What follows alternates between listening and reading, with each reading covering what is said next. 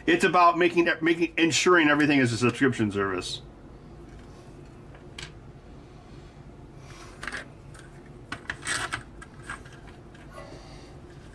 Oh, actually, just last night I downloaded AES Sprite because, like I mentioned, I was thinking about making a Godot game, and it's like, oh, $20.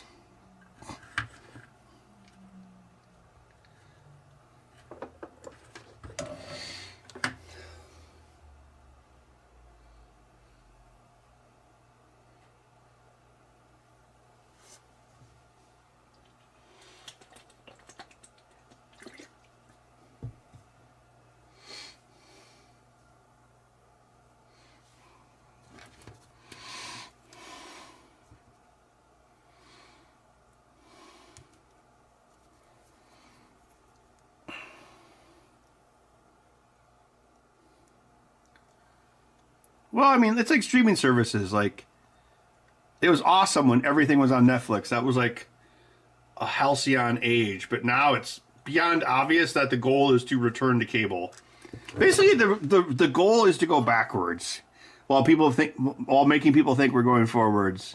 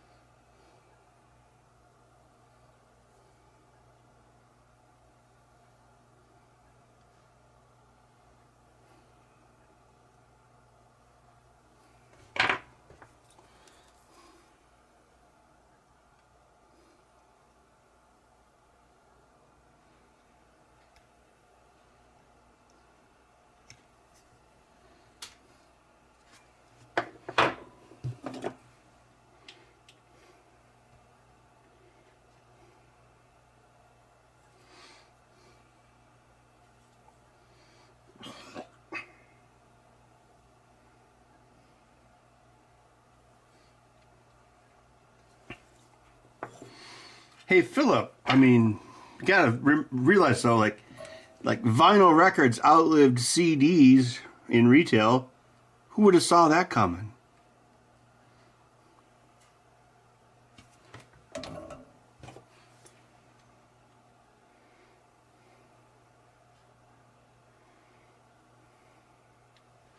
But yeah, like let's say you're a $3 trillion corporation and your evil plot is for your consumers to own nothing and have to rent a PC. Well, a really good way to do that would be to like everything else, make the cost of a PC unaffordable.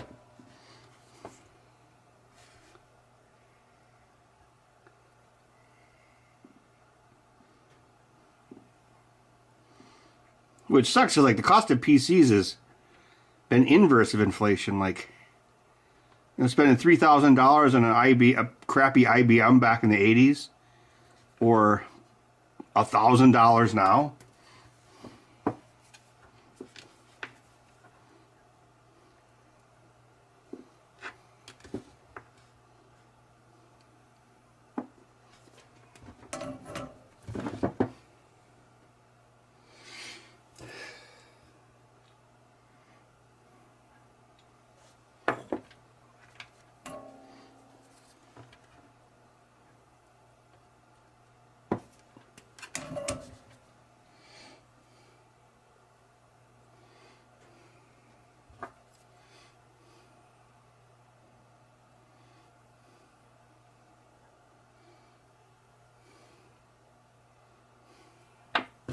Yeah, there is a computer called the Xerox Spark.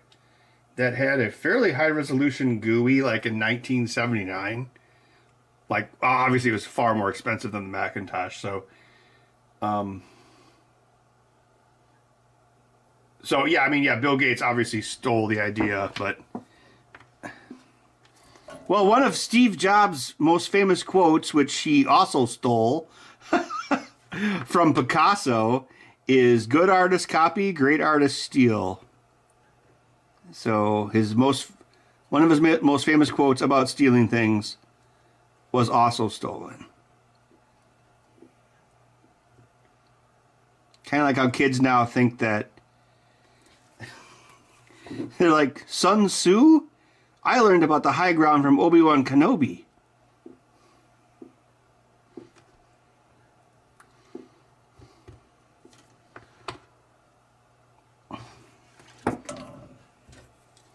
Or the Einstein quote that's now attributed to Far Cry 3.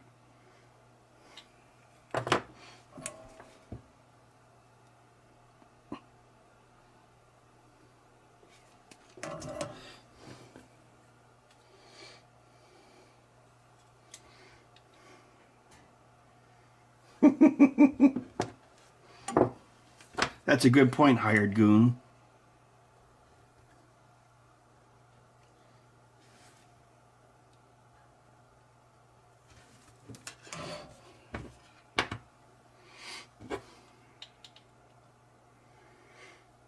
I think it happens with movies too. It's like, oh, hello, welcome to our movie studio.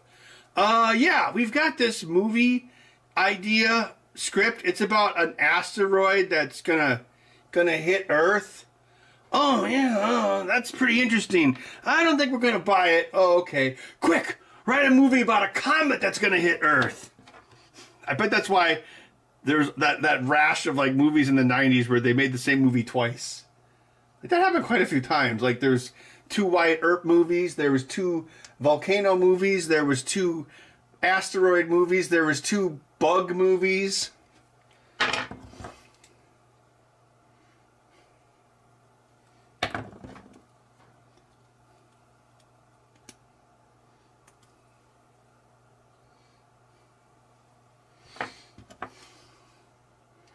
LISA stands for Let's Invent Some Acronym. Yeah. You mean a backronym?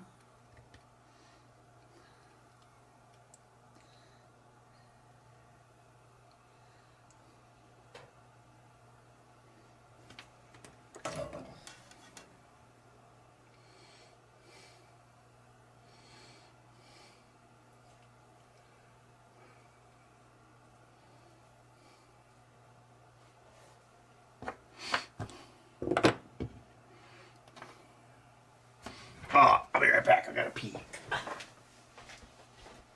Bud, guard the stream.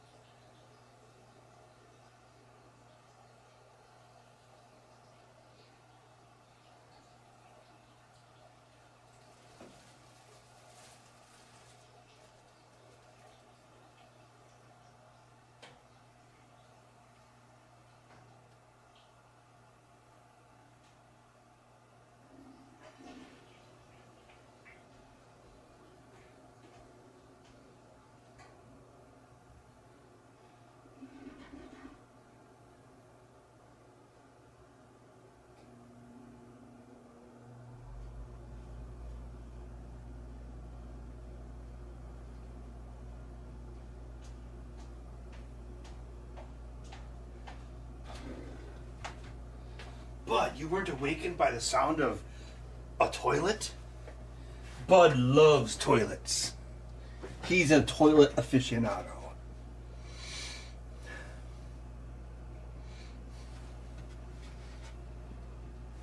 Oh, mew.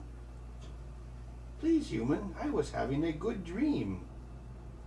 Good dream.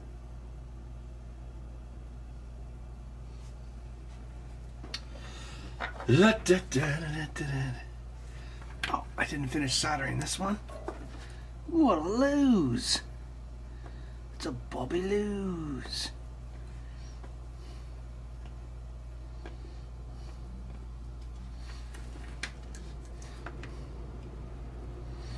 Mm-hmm. Do. Yeah, maybe I could get Charlie to do the Gen Explained podcast. I know he's kind of bored.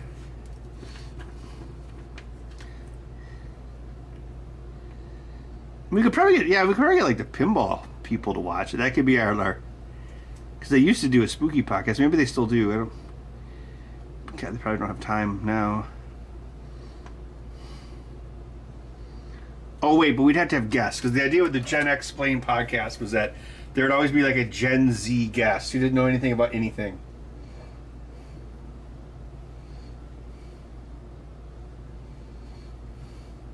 The end shitification, yeah.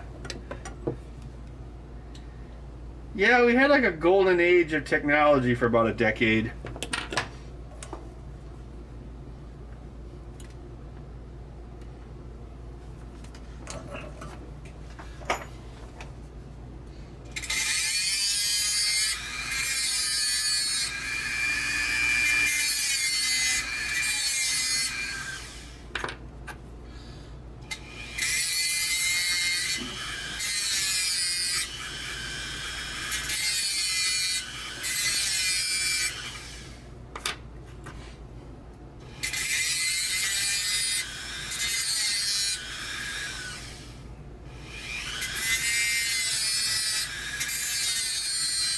You could be vaping formaldehyde.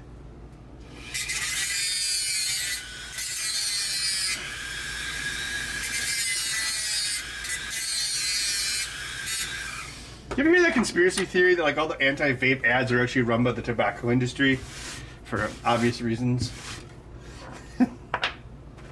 And the states too, because the tobacco industry pays all the states billions and billions of dollars for eternity.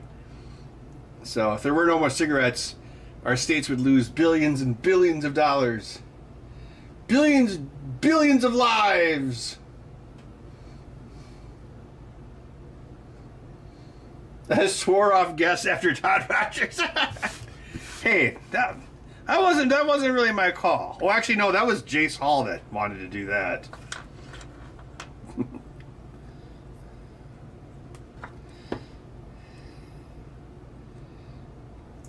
No, you'd have to have like some young person, like Gen Z. Oh, maybe it could be called the Gen ZX Spectrum. Huh? It's like a spectrum of topics. Gen ZX Spectrum. That's pretty good. Yeah. We're gonna take you back to the past when movies didn't suck ass.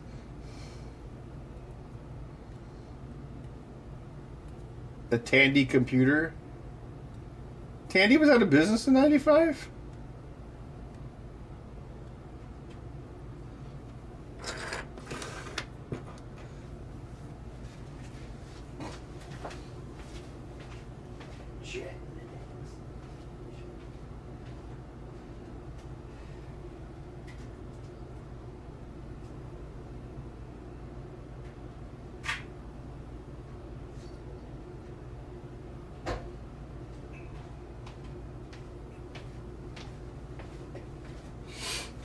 I just remember Charlie's like 7 years older than me.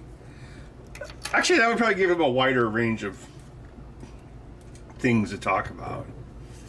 Charlie was actually old enough to like drive Camaros around in the 80s. I wasn't.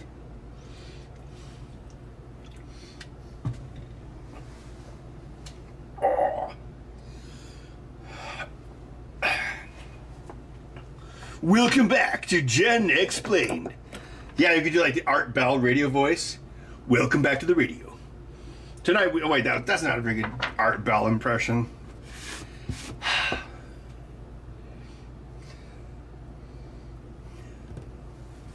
I'll have to work on my Art Bell impression.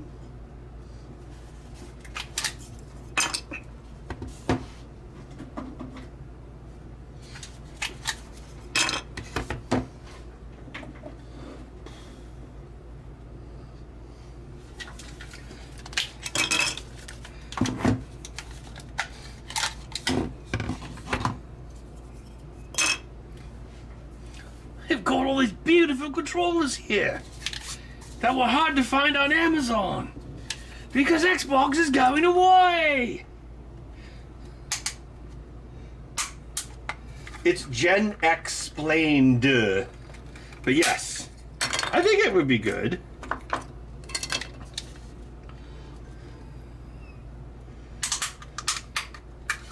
Commodore 128. Nice.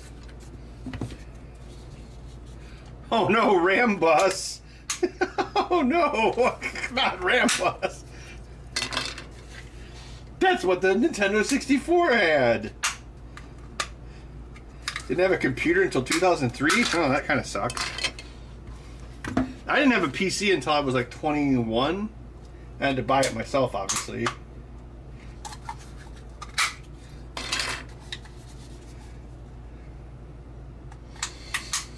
Yeah. I think Microsoft is like one of the least anti-consumer video game companies. I mean, obviously Nintendo's the worst.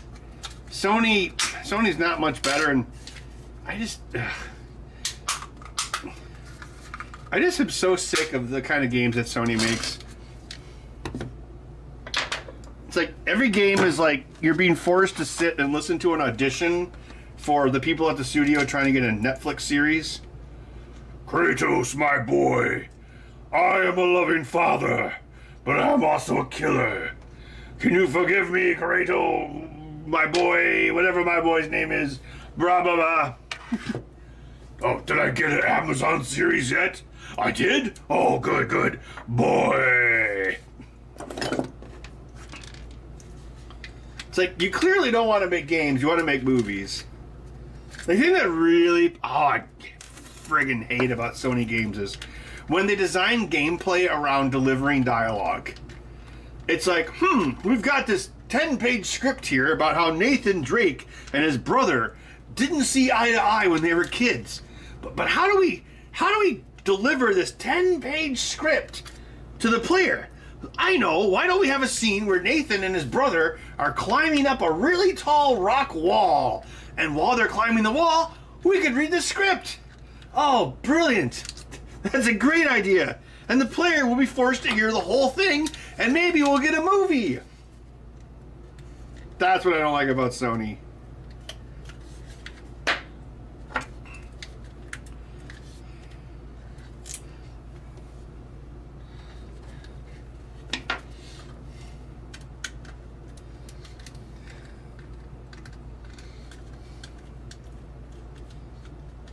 You met your wife on AOL? Wow. You've got sex. Alright, let's see.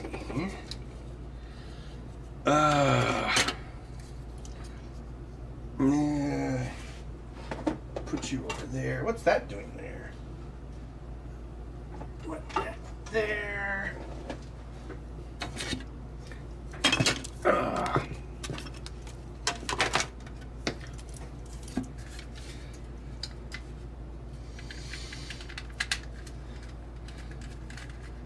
Oh, Amy Henning's doing a Marvel game? Where at? Wasn't she? She was doing a Star Wars game too at one point, wasn't she? But then, like, the studio closed or something. Yeah, Neil Druckmann. It's so obvious that Neil Druckmann, like, it's the same thing with Dan Harmon and Justin Roiland. I'm sure Justin Roiland is a complete wacko, but it's so obvious that they're like, haha, let's get rid of this guy. Now I run the show, literally. Yeah.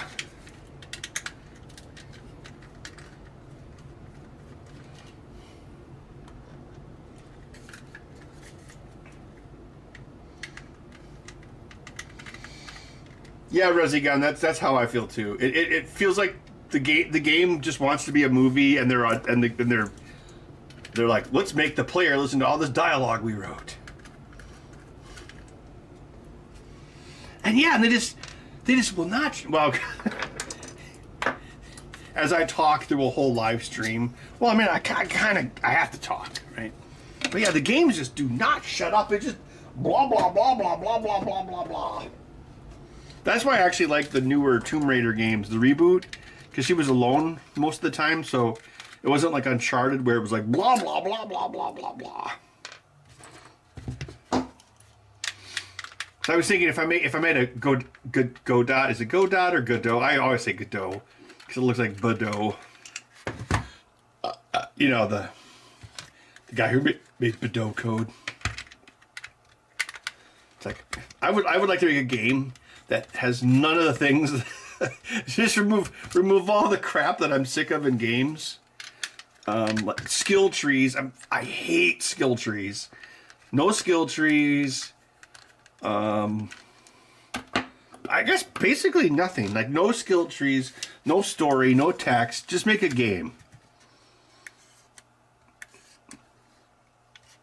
Like I saw like everyone was like jizzing over Silk Song, and I'm like, well, you know, in the past this would have been my kind of game, but it's like maybe I'm just growing out of gaming. I don't know. It's just like, oh, you do this, and then you get this ability, then you got to remember this new attack, and like I would like to make something like I would like to like Shadow the Ninja or something like that, where like the whole game you have the same stuff the whole game. Like you're not gaining abilities. I mean, maybe you could switch weapons, but you're not like gaining abilities. You're not having to learn a double jump. Like whether or not you get to the end of the game is based off your skill, not like all of the power-ups you collected.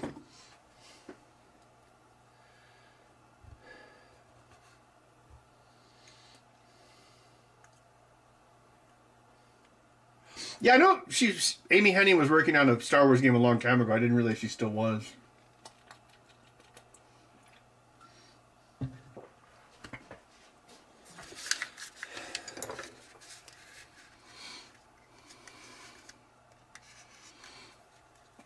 It's like whenever I play a game and there's a frickin'... Oh, I think that happened in... tried Doom the Dark Ages. I played it. And I'm like... A skill tree in a Doom game. Thanks, I hate it. And I like noped out.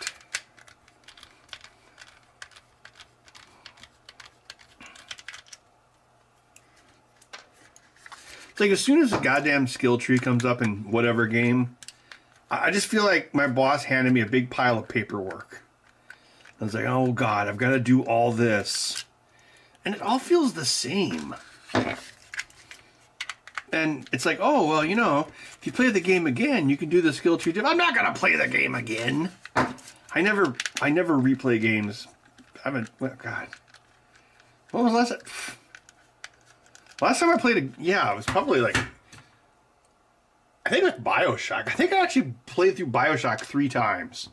And that was the last time I ever played through a modern game more than once.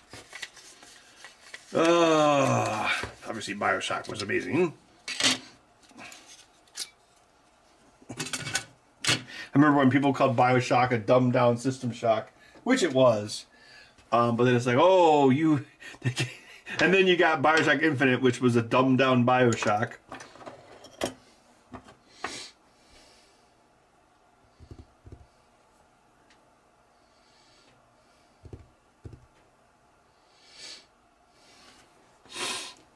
Yeah, well, I was... So I was experimenting with Godot, and so I had my Bud sprite sheets from my Game Badge game. So I was able to bring those over to like quickly test out something, and I got a Bud like running around and then platforms. So that part worked. So then I downloaded the ASCII sprite, or whatever. It's a weird name. So I can make I guess I can make better sprites. But I thought it might be fun to make a cat game. Because then it's like cute or something. So like Cat Shadow the Ninja is probably what I would make. And it'd basically be Shadow the Ninja with cats. Yeah. Put that on the box.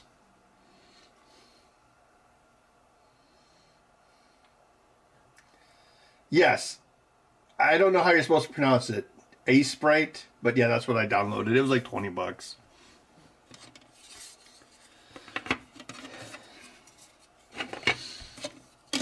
I mean, well, actually, doing that kind of stuff in Photoshop is like really tedious, so it's $20.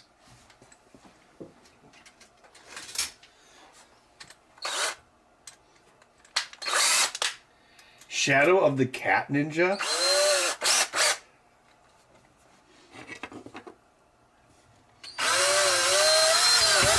Oh, I came up with a title for it. Maybe I'm getting ahead of myself, but I wanted because if I like try to put it on Steam or something, I want to make sure it has really good SEO. Yeah. So the name I came up with was Cat-Ness, and of course it's an acronym, kind of like that Scat game for Nintendo, which is also made by Natsumi.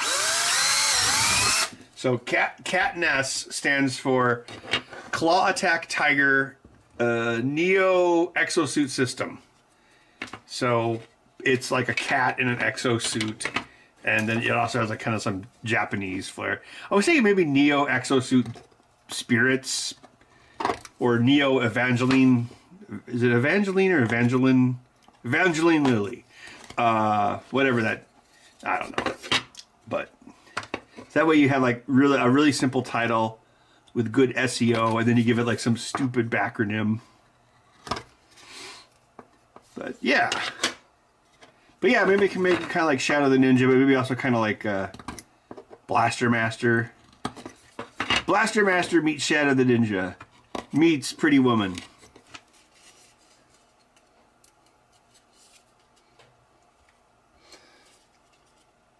Oh crap! Someone earlier was asking about laser paint, and I completely forgot about it. Are they still here? Laser paint person, are you still here? I'm sorry, I forgot. We got off topic. Shadow of the Ginger. Well, you can flood fill ground, so really you should run all your powers first.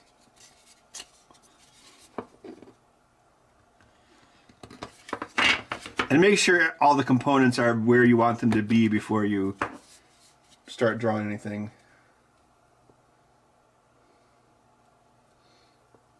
A-Sprite is harder than Photoshop? Yeah, like the layers. Well, first of all, I hate programs that like make their own GUI, like the pixel GUI. The layers thing look kind of confusing to me. Like you see the promo video and it shows all these features, and it's like, okay, well, where are these in the program? Like the program itself feels really limited.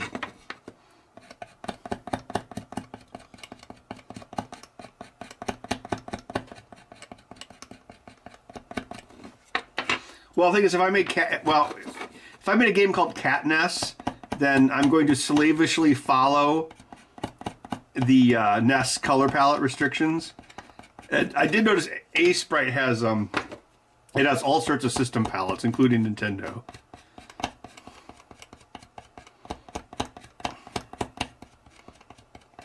And of course, the Atari 2600 has the best palette of all.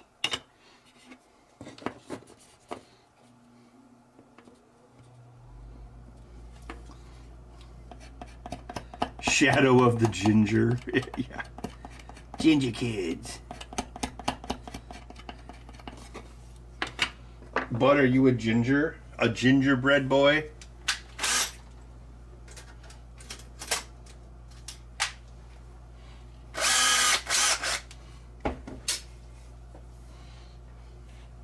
Now I got my nice black caps. Blackness is spreading, Charlie Murphy.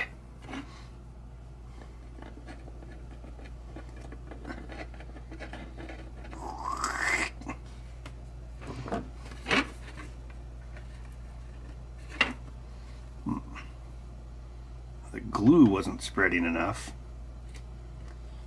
Bitches, come have sex with Charlie Murphy. Oh wait, I gotta be careful quoting that show. Can you imagine if people had cell phone cameras back when everyone was quoting that show 24/7?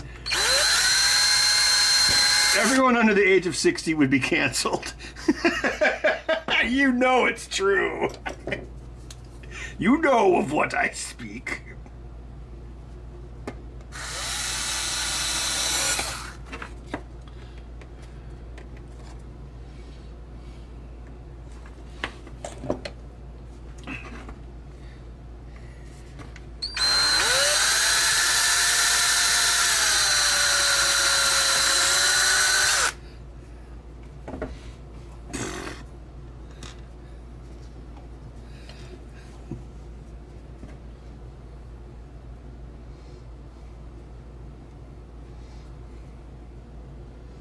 You can change the theme? Okay, that's good to know.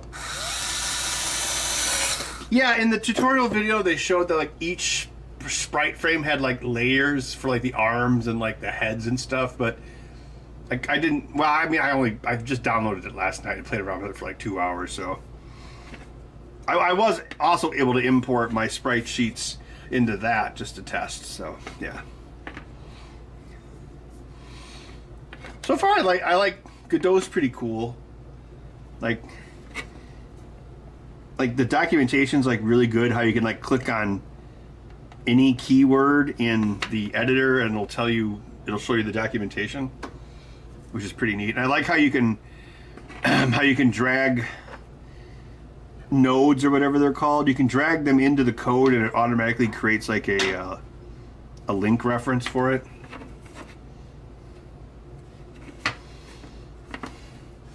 The fact the editor is integrated directly into the software is cool.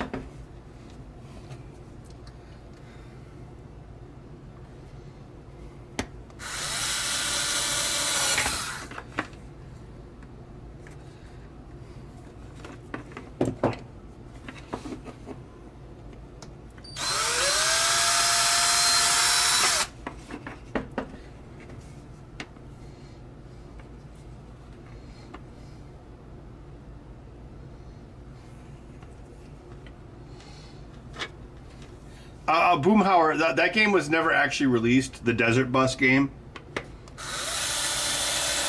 But yeah, it was a Sega CD game. Can't remember what it was named. I mean, there was like a variety of mini games on it. That's just the one that became a meme. But it was, yeah, it was an unreleased Sega CD game.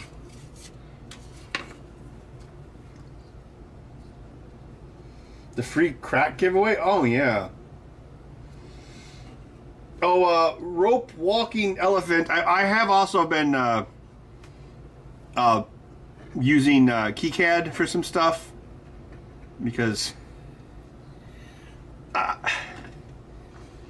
well, they're trying to like just, well, of course, they're trying to destroy Eagle and make it. Well, I think it's already built into Fusion 360, which I think is stupid.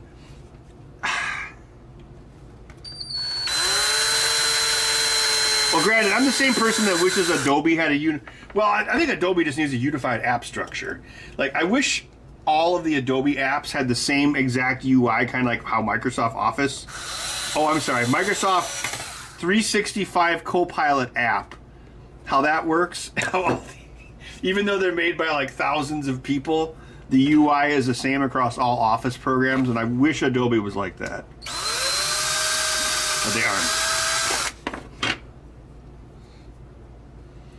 I think it was Penn and Teller's Smoke and Mirrors was the name of the game.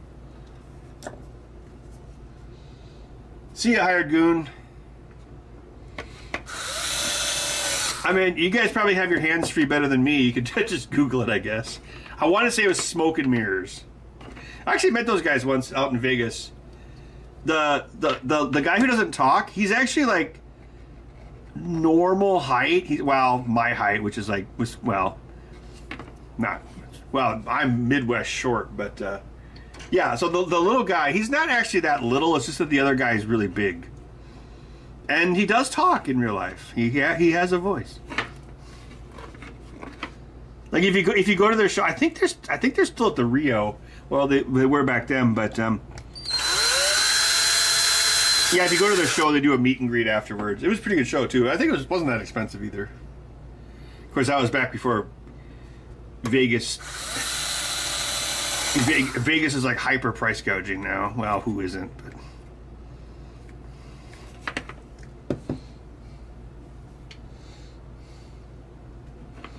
actually not a mute. Yeah.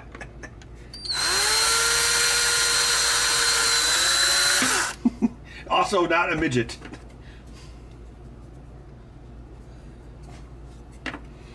Yeah, I remember like I never watched their show. I remember the tall guy would always I'd always hear him like on Mystery Science Theater tapes. He'd be like, next up on Comedy Central, blah blah blah. And so that's I just knew him as the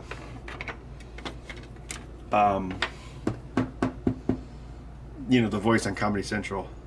Oh, speaking of him, I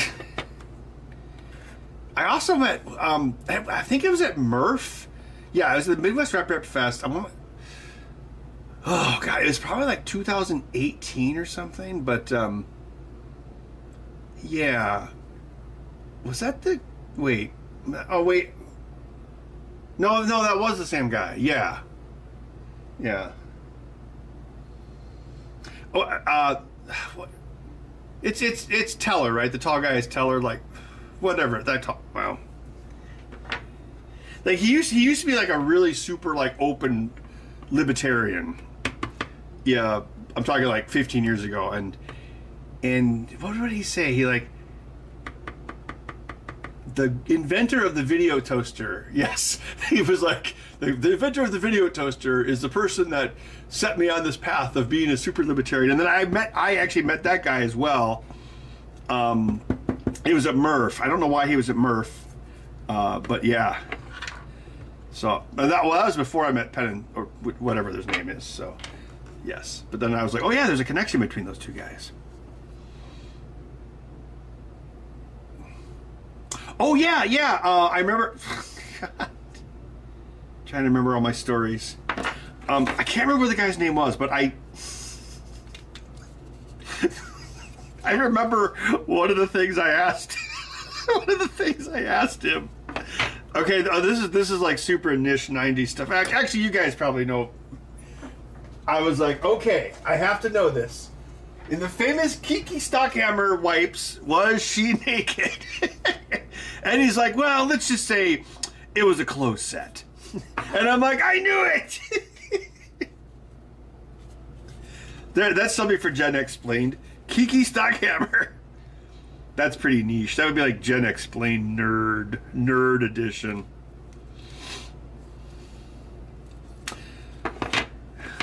Yeah, that looks pretty good. A new roll of black filament for the bamboo. Penn Gillette? Okay, that makes sense.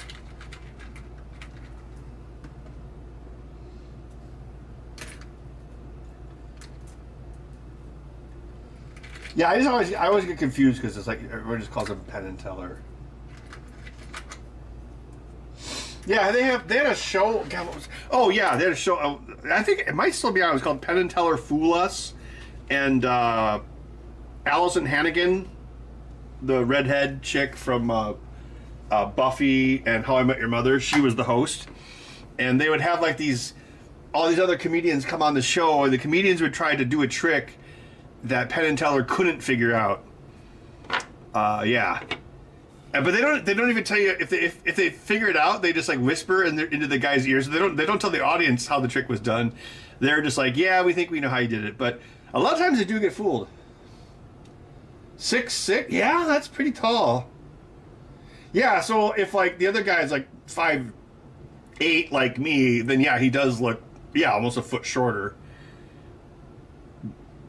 Yeah. Great story, right?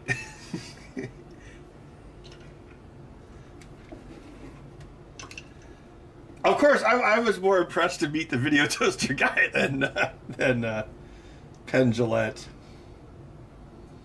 Yeah, he's pretty much my height, yeah.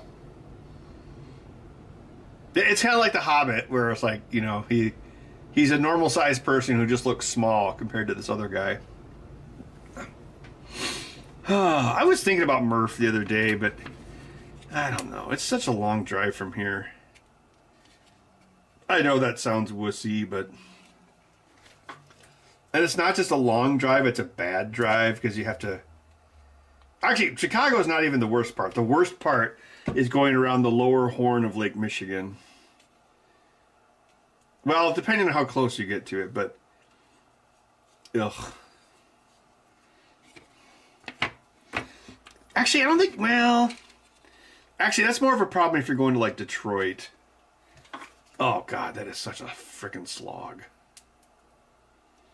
I don't know. Like Murph is like. I want to say it's like a 4 or 5 hours, which I think is long. Maybe I don't. Actually, is Chris going this year? Yeah, I'm doing VCF again. I already booked my hotel for that. That one's fun and it's close. It's like 2 hours door to door from where I live. I can. Yeah, it's like I drive like 1 mile from where I live. Boom, I'm on the interstate all the way into Chicago. So that's an easy trip.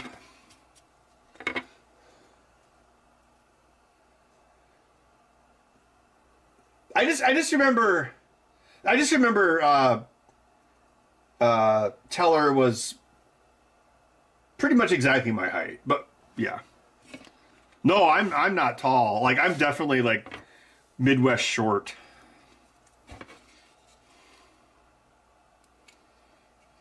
Well, I guess it depends. Like if I went downtown Milwaukee right now with a bunch of like 20-year-old German kids, yes, I would look like I would. It would be like that scene from 30 Rock. But yeah, I always thought that with Louis Rossman when he was moving away from New York. I'm like, Louis. Well, I just thought this. I never. Yeah. So I don't know him. I've only talked to him once. But I couldn't help but think it's like, you're kind of a short dude. If you move out of New York, you're gonna have a harder time finding women. I guess maybe if I ask him, if I ever meet him in real life, I can ask him about that. Although Texas girls are usually pretty friendly.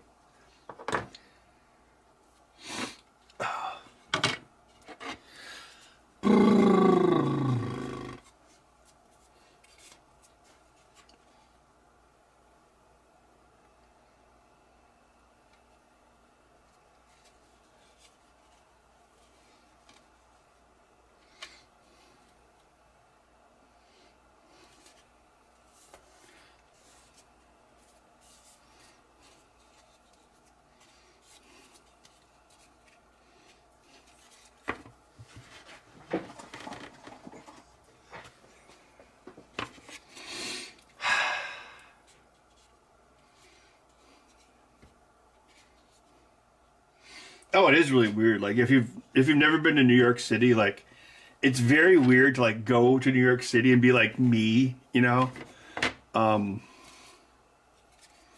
like you'll go to a bar and you'll actually catch women looking at you. It's like, whoa, this would never happen in the Midwest. Because like everyone in New York is, it's well, I mean. It's actually it's a pretty big imbalance. I want to say it's like 55%. It's way past 50-50.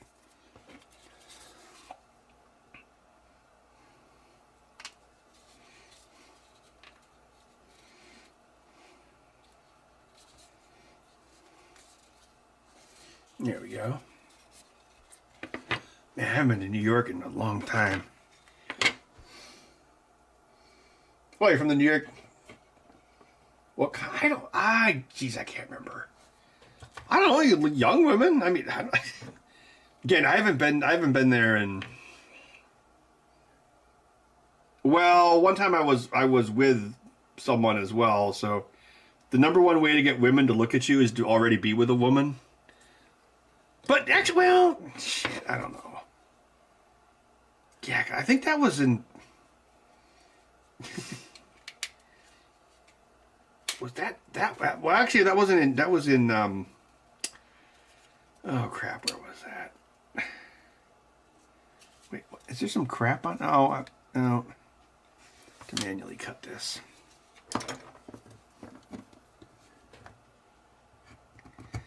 Hopefully I don't manually cut my thumb.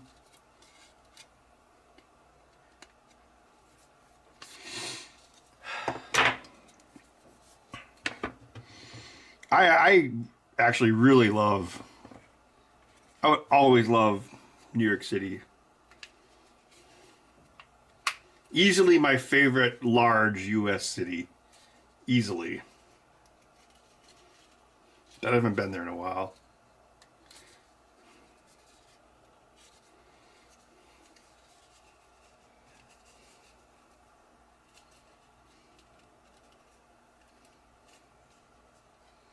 Weren't they interested in your kidneys? Well, yeah, you never know. They tried to take my liver, but big mistake. All right.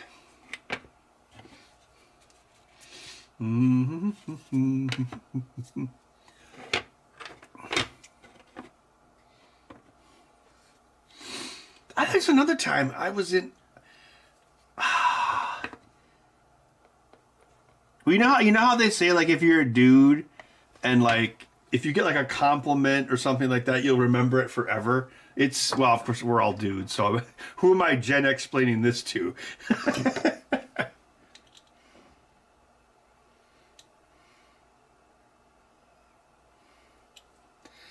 I think it was after my, yes, it was after I did my TED Talk, which was in, what was that, Mount Mammoth University in New Jersey.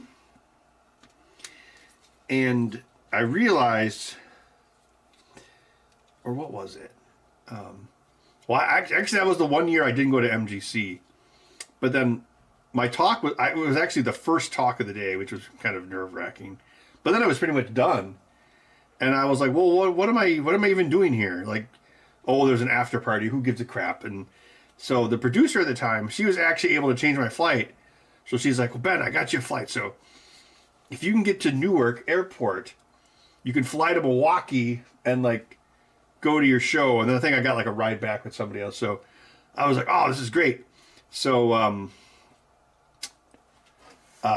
yeah. So I took, like, the train. Yeah. So I had to take the train from Mount Mammoth to the Newark Airport. Well, anyway, I remember I was waiting for the train, and I was some random woman, and she just started talking to me. It's like, this is so weird. It's like, never happens in the Midwest. And that was kind of close. I made the flight, but the train kind of took forever. Yeah, then I flew into Milwaukee, and then my buddy picked me up at, I think it was Mitchell Airport, or whatever the one is. Oh, yeah, it is Mitchell. I was thinking of the one in Vegas. So I actually got to MGC in time for the after party. I can't remember where I stayed that night. I don't know if I slept in someone's closet or something. I can't remember. And that was actually the MGC where we saw the Nintendo PlayStation prototype, and then we convinced those guys to come on the show because they were giving a talk about it, and they were like, "Oh, there's a cord, and there's this, and we tried this," and I was thinking, "Oh God, this sucks." So, yeah, so we convinced them.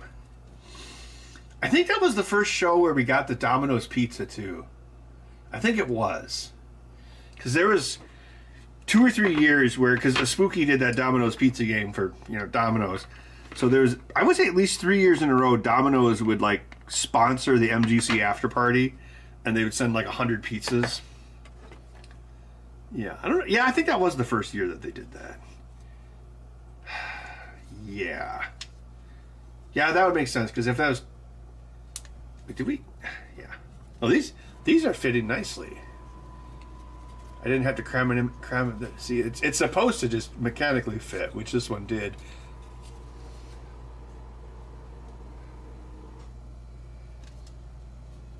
Does Bud ever ask about his biological mom? Well, she probably is dead, yes. Well, Bud's heartless mother abandoned him. Bud was like emaciated when I got him. Actually, that was like years later. I didn't actually read his file, but like apparently Bud was like so emaciated that they miscalculated his age. Like he was physically smaller than he should have been. But then in the notes it was like, we then examined the canines and realized that the subject was 2 months older than we thought. Like when I got Bud, he had this. I think he had like 2 medications I had to give him. So it kind of. Oh, that one was loose. Good thing I checked. Yeah, so it's like, oh, welcome to your new home, cat. That you just met me. Now I'm going to torture you by shooting stuff down your mouth. Poor Bud.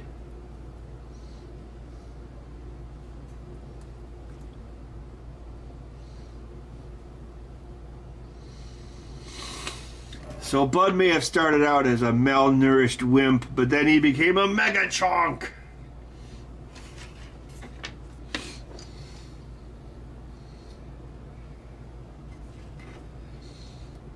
Oh yeah, didn't someone found another PlayStation prototype, didn't they? Well, I mean, the thing is, it wasn't a prototype. It clearly was like fairly production ready. Like they had like the part where you stuck the Nintendo cartridge or the Super Nintendo cartridge.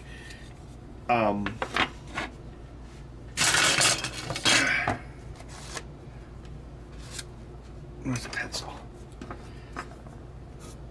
So let's say this. What, the pencil doesn't work? How does a pencil not work? Let's say that's the top of the unit, right? So then you had like where the cartridge went, right? But this raised portion was a separate piece of plastic. So they were clearly thinking, oh, we'll have 2 separate pieces of plastic there, depending on if it's the US or the Japanese cartridge. So they had gotten to the point where they were making those kind of decisions, like where it was a modular case, so they could swap out the part where the cartridge actually interfaced. So, well, yeah, I also looked at that Sega Pluto prototype, or was it the Pluto? That thing was way rougher than the Sony PlayStation. And there was only a few bodge wires in it, if I recall correctly. Yeah. Actually, the Sega Genesis usually has more bodge wires than that. So I was not surprised that they found another one. My pencil is out of ink, yeah. Bud loves me now. Well, Bud was always like, I think I looked at like 3 or 4 cats that day at it was in Janesville, so it was like about 45 minutes south of here. Because my buddy who lives in Janesville was like, Ben, they have some orange kittens. Because I was like, okay, I bought a house. I should get a pet. And I was like, well, if I get a dog, it's like more work. And I live by myself, so it's just harder. So I should get a cat first. Also, my backyard isn't fenced in. If it was, I would have been more likely to get a dog. But I still do a lot of 3-day weekends. Anyway, so I'm like, okay, I'll get a cat as like my starter pet. The thing is, before that, cats never liked me. I think now I know why. It's because I would treat cats like dogs. So there was a younger kitten, like a couple months younger than Bud. I mean, it was like 2 months instead of 4 months. I think Bud was 4 months old, 3 or 4 months old. And the first cat didn't really like me. And he was like younger and cuter than Bud, but he didn't like me. And then I think there was like a orange mom cat that they had, and I kind of felt bad for it, so I went in and like looked at it, but it was like scared of me. It wasn't completely orange, it was like orange and white. And they're like, well, we have one more in the back, but he's kind of sick. We can go back and get him if you want. And I'm like, okay. And then they bring out Bud, and Bud like instantly liked me. It was like completely different from like the first kitten. Like, as soon as I picked him up, he, like, started, like, kneading my chest and, like, purring and stuff. And, yeah, yeah, like, I guess cats really do choose you because it was night and day between the other cats. And that was the story.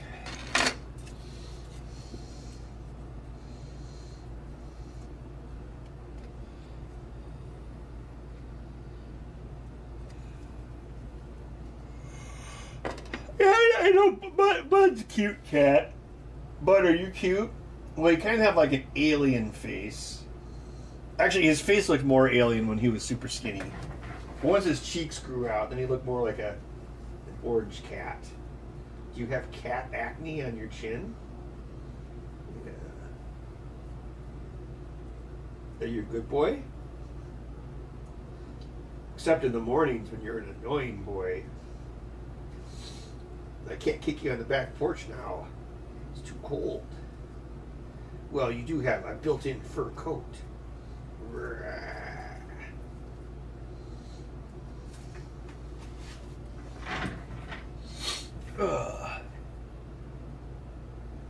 The automatic cat feeder.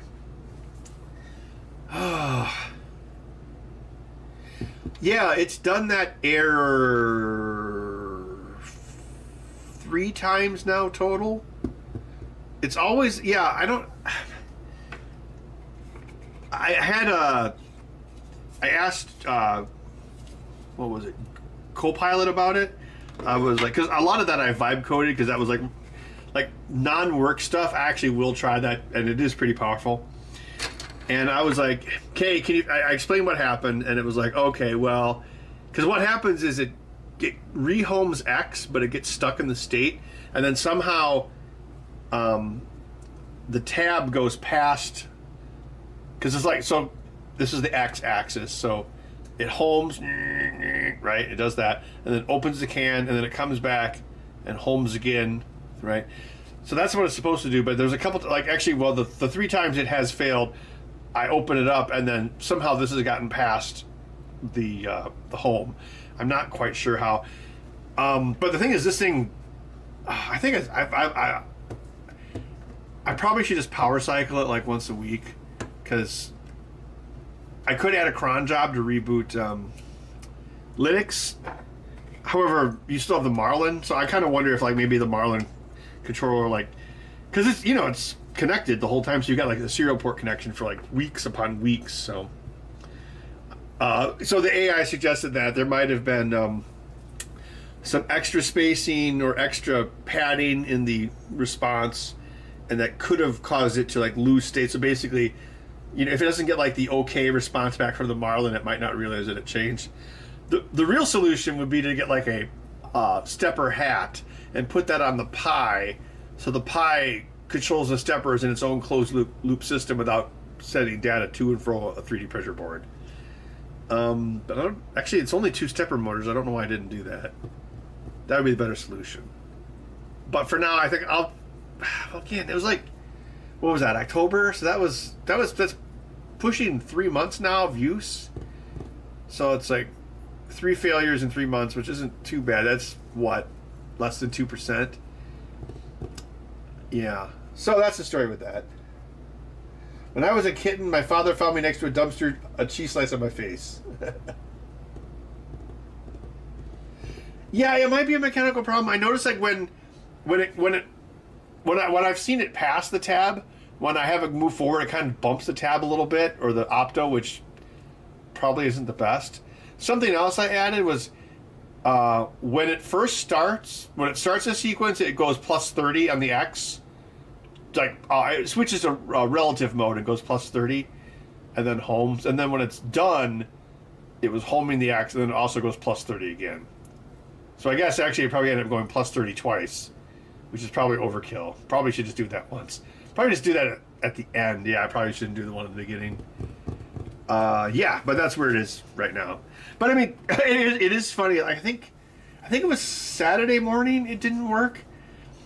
But so if it's like the weekend and I'm trying to sleep in, like I might be able to sleep in till like 9 if I'm lucky. So Bud, the bug tester, will let me know if it failed or not. So if Bud's like scratching my door at like 9 a.m., like on like last Saturday, then I'm like, oh, I bet that thing didn't work, and it didn't. A sibling? I mean, I would like to get a dog one of these days. I mean, I know you're not supposed to have just one cat, but you know, Bud doesn't do anything at night really. So that's good. Like Bud is the most annoying like in the mornings, like, and by morning I mean like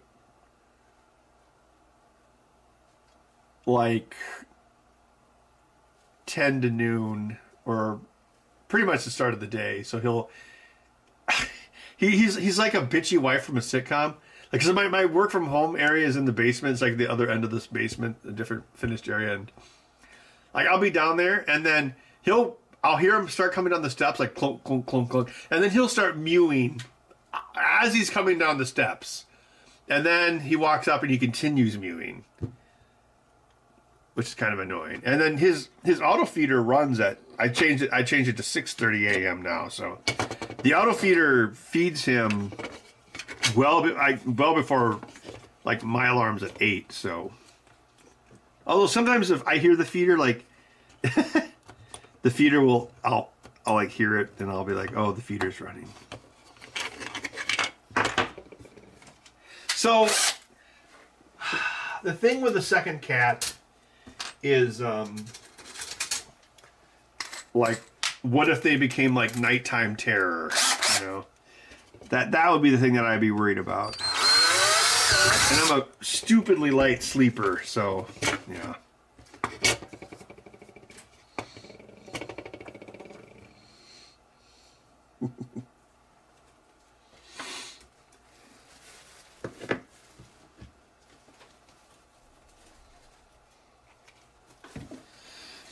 Well, yeah. So it had two failures in like the last week. So yeah, maybe something is mechanically wearing out. But yeah, both times, yeah, Bud would like, yeah, okay, so yes, all this extraneous detail. So like, let's say, oh, it's only 9:30. Well, let's say I go to sleep at like 11:30 or midnight, which is fairly normal. So Bud will usually like jump on the bed and then just also go to sleep. And then you probably noticed it here, like if I stay down here too long, he'll start whining and getting, you know, it's like, oh, it's time to go to bed. Stop playing your video games. And then usually like, I don't know if it's him or me, but like the typical thing is like, he will jump off the bed at like 5 a.m. and it usually wakes me up. And so then I close the bedroom door. Because if I don't, then he'll come in and start scratching the bed. And so like then 1.5 hours later, then his feeder goes off. Yeah, and then if the feeder, well, like I said, 98.5% of the time it does work. 98.5% of the time, it works every time. If his feeder works, then he usually doesn't bother me, and I just wake up on my own, or well, the alarm. Because originally the feeder was only intended to be used for like 3-day weekends. But the first week I tested it, I was just shocked at how effective it was at making Bud not try to wake me up before my alarm. So I'm like, oh, I'm gonna use this thing every day.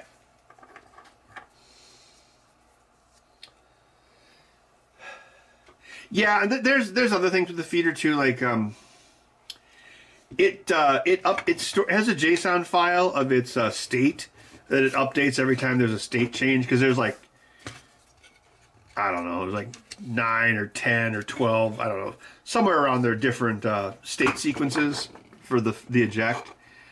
So if there was a power loss during an eject sequence, it would well, depending on what it was doing, like when it turns on, yeah, anyway, if there's a power loss during an eject sequence, when it powered back on, it could probably like get stuck or something. Because like if it was like pulling the can open, and then you had a power loss, and it turns back on. And the first thing it would do is it would try to lower the existing can before it was completely opened. So if you wanted to make it like, well, if you're doing it for real, you would have a recovery state where, depending on what state the JSON file was in when you boot the system, you might have to do like a recovery. Or I guess what you could do is you could say, okay, well, if I was here and here, then I could just jump to that part of the sequence and then try to continue the sequence. So you probably also want to, like, I think it does save the X position. I know it saves the Z position in the JSON. I think it saves the X as well. So that's something that, you know, should be done. Yes, it should have... yeah, you just assume that the power will go out while it's doing a sequence, and then code for that. Because if you knew what sequence you were in, and if you knew the X and Z positions when the power was lost, well, but then you'd have to update the JSON file like during a move, which would be yeah. And you'd probably have to switch the X and Z to relative mode as well, because if the machine was in the middle of opening the can, you wouldn't know exactly what it was doing, like if it was holding the lid or holding the tab or whatever. So, you know, if it was like halfway through opening the can, you might not be able to home it.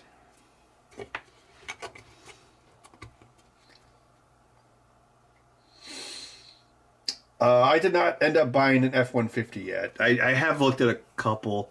There was one that actually was a pretty good deal. I mean, it was white, but it was like a F-150 Super Cab, which, cause I don't want like the full 4 doors. I'd be totally fine with like the Super Cab, which is like those half doors, because then you get more bed.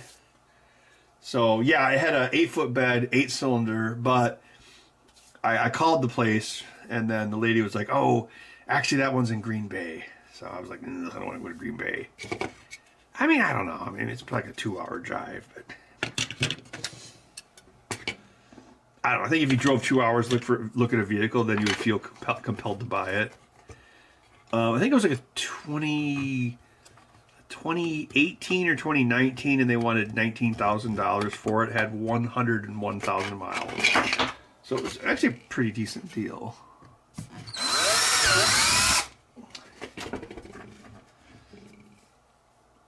Most of those have the V6 EcoBurst. Like, the V8s are actually kind of definitely a minority.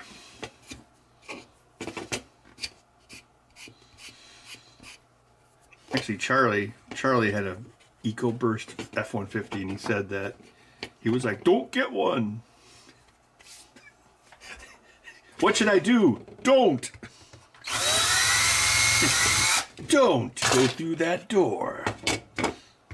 Don't.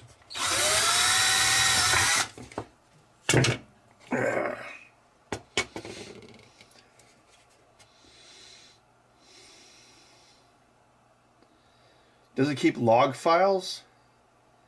What, the cat food thing?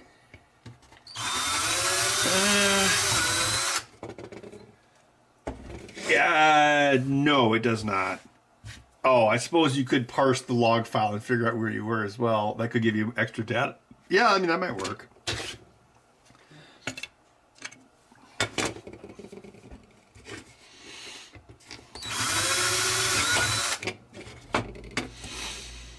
Oh, speaking of that, I replaced the batteries in my UPS the other day. And then I was like, oh, okay. Now I'll make a nice hole in this shelf to put the fiber cable through. And then for some reason, like turning off my fiber internet modem and unplugging the fiber and plugging it back in. Yeah, it took a while to get. I actually had to like talk to a actual human on the chat. Yeah, they had to reset it a couple times. So it was, I was surprised at how much effort it was just to get it to reboot. Because all I did was I turned it on and off again, basically, to like properly route the cords, which we didn't do originally. So that was kind of an adventure.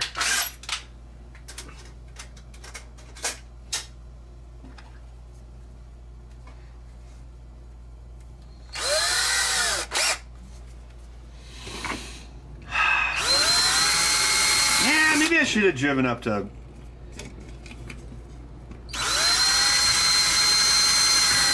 Green Bay. I mean, yeah, because the 8-foot beds are pretty rare.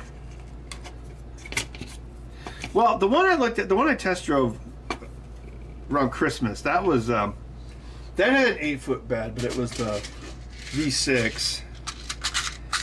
I don't know.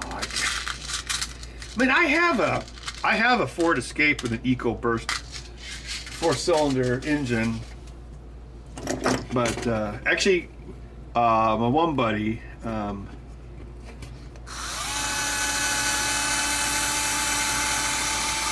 My buddy is moving back to Wisconsin. He works for Rolls-Royce. He fixes their jet engines, so obviously anything he says about engines I would trust. And he also said don't get the exploder. Because he's like, well, it's a turbo, so it's more likely to break, which of course is the main issue. It's more likely to break, and then on the V6 there's actually 2 turbos, one per side. So he's like, so it's twice as likely to break, or twice as likely for something to happen. And then he said, and yeah, it gets more horsepower, but he said it's like your engine has high blood pressure, so you're putting more strain on the engine as well over time. So even if the turbo doesn't fail, your engine is stressed. And I was like, well, Mike, as my only friend who repairs jet engines, I implicitly trust your opinion on engines.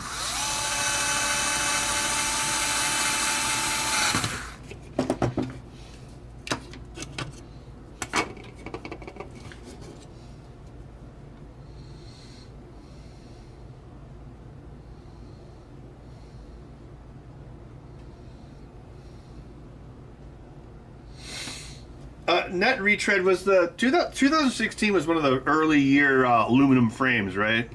Or aluminum something or other.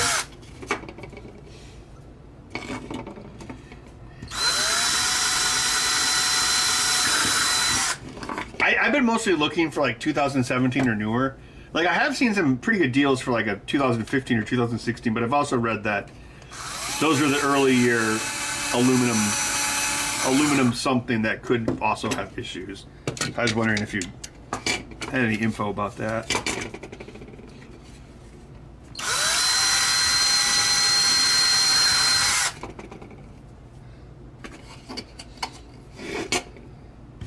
Yeah, they switched like, I don't know. No, yeah, I think the frame is still steel, but the body's aluminum. Something became aluminum that year. The EcoBurst started like in the early 2010s, and then the aluminum whatever was 2015, I want to say. I think that's all of those.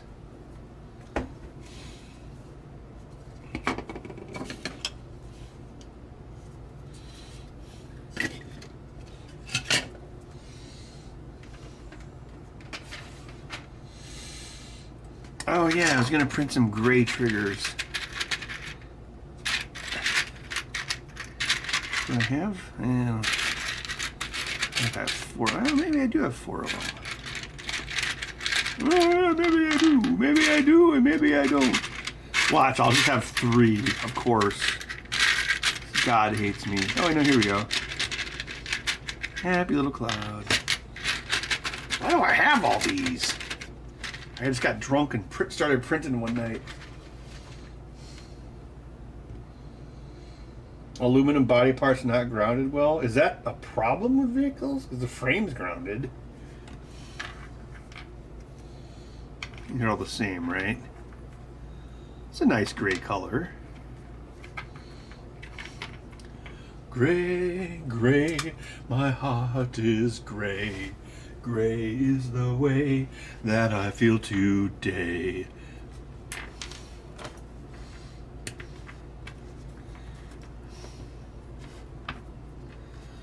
When you left, how the sun did shine. If there was like a nuclear war and I was in a bomb shelter, I'd probably listen to that song. That and Bread. I think Bread would be an excellent group to listen to in an apocalypse. What's your apocalypse playlist?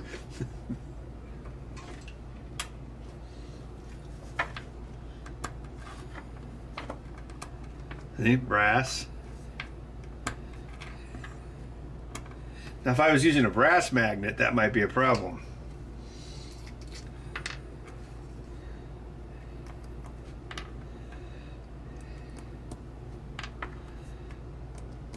Why couldn't Chris Pratt's first wife get through the airport security line? Because she was Anna Faris. Well, honey, I'm famous now. Time for a divorce. You're gonna have to go make House Bunny 2.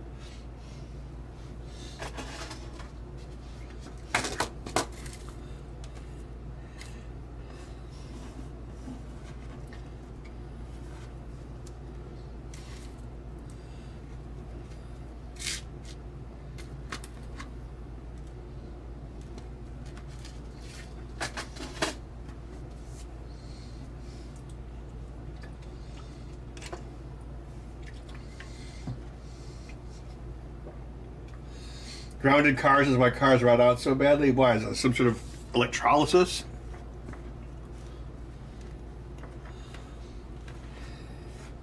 Hey, speaking of grounded cars, if the DeLorean gets struck by lightning but is insulated with tires, how does that conduct electricity?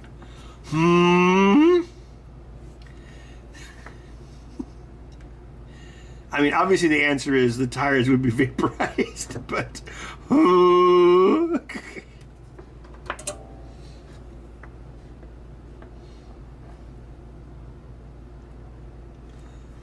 something else. Like, Mr. Fusion also is bullshit. It's like, oh, well, we don't need plutonium. We don't need...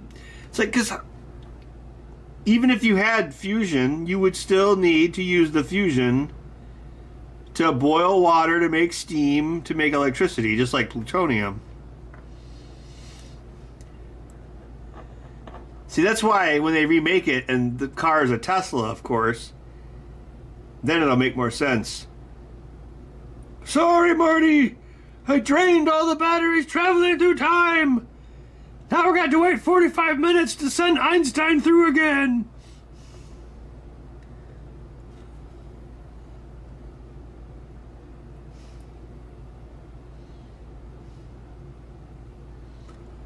I'm sure in 2025 there'll be an electric car charging station in every corner drugstore.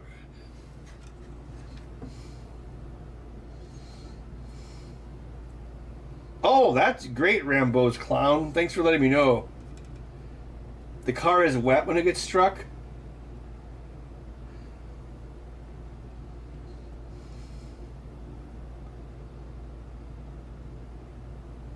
Well, yeah, but the lightning would have to flow through the flux capacitor. Otherwise, you know, the current's just going right into the ground. It's not going through the... Oh, it's just a sci-fi movie anyway.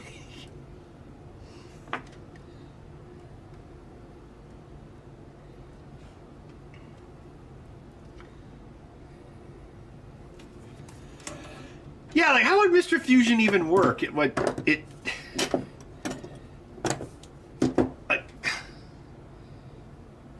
I guess, well, it wouldn't. The answer is it wouldn't.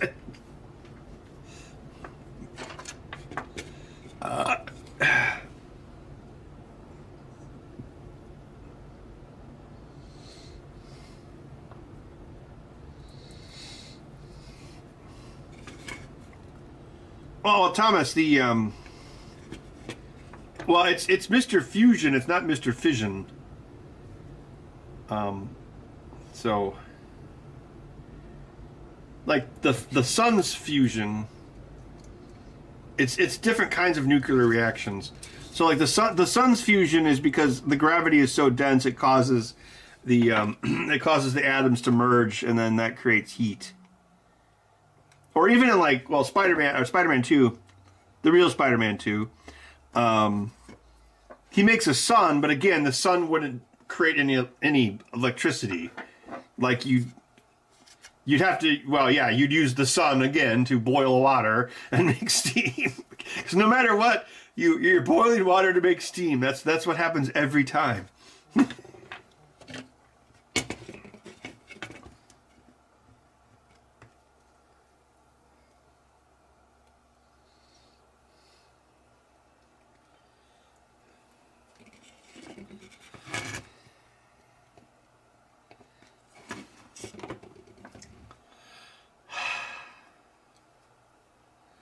Well, the flux capacitor didn't even look like a capacitor. It's just a movie.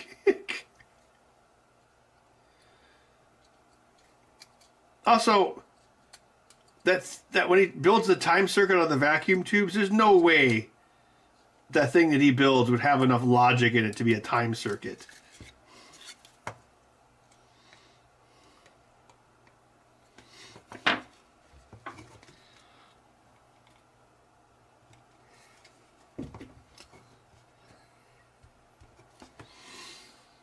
Couldn't you just use some other part of the car to be the time circuit, like the hover circuitry or something?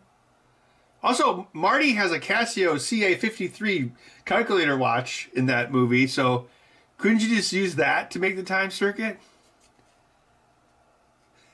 It's a movie! Stop overthinking it, you nerds!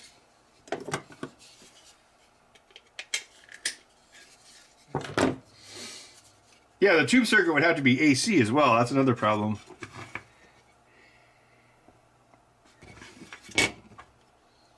Well, he does say the time circuits are warmed up. So, I mean, that's accurate, obviously. So, everything's good.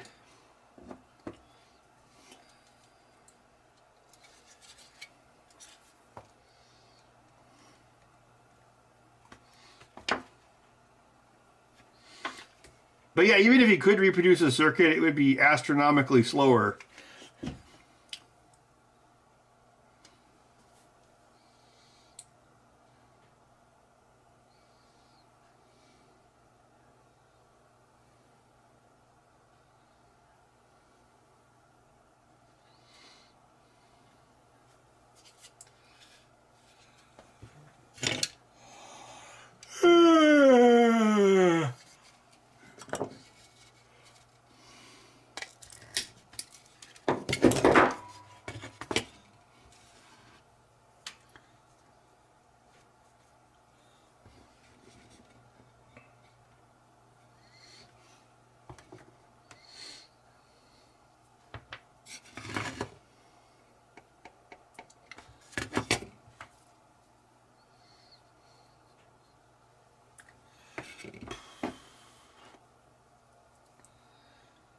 Well, I think the bigger question is, why didn't they just go back into the cave and reinforce, like put a piece of plate steel where the fuel line was going to get ripped, and then boom, the car's fixed.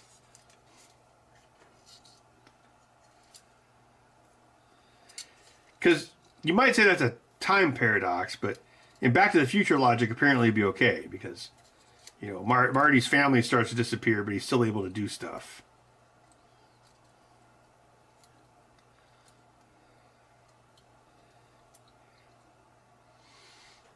I was thinking about it.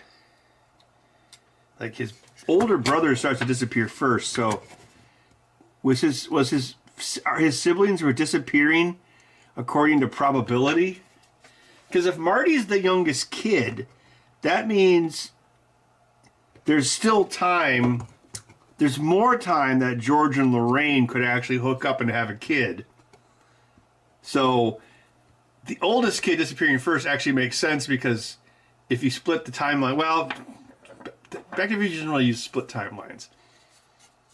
But yeah, so it's like, oh, The first kid who wouldn't be born would be Marty's older brother, so he disappears first.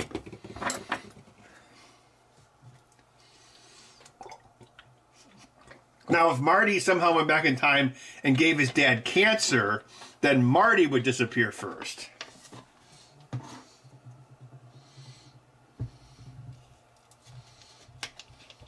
Do I have... Actually, I do not have a Discord. Maybe I should get one, but I don't have one. I use my buddies for Call of Duty, and that's about it. I don't know anything about Discord. I'm a Discord noob.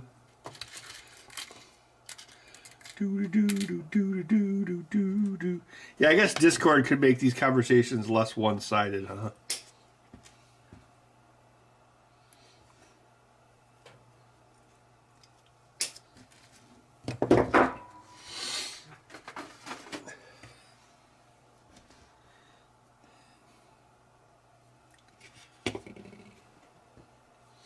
Yeah, I could look into setting one up.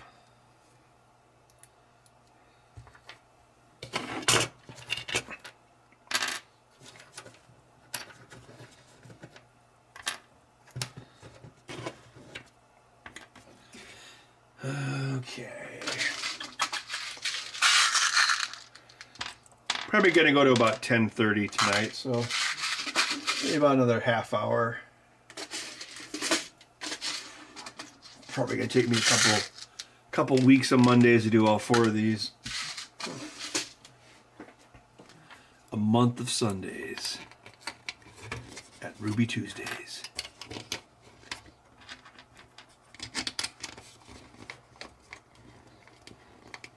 I did not net retread.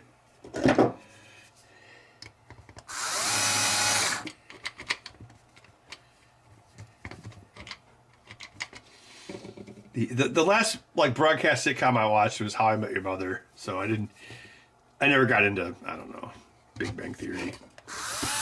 It always seemed like geek stuff for boomers. Even if you think about on that show, all the characters have really old names, like Penny and Sheldon and Missy, they all have boomer names. I wonder if that was intentional. My mom watches that.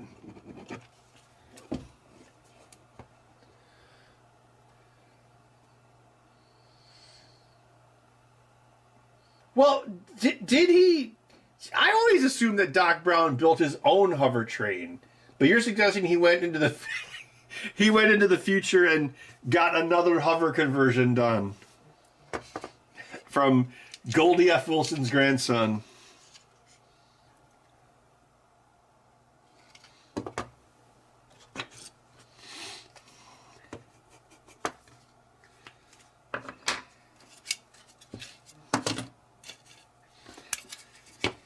Well, even imagine taking the DeLorean to the hover conversion shop.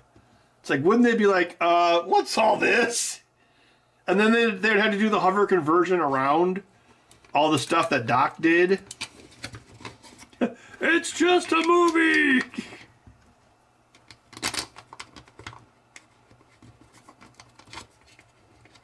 George Miller. Oh, that's interesting, George.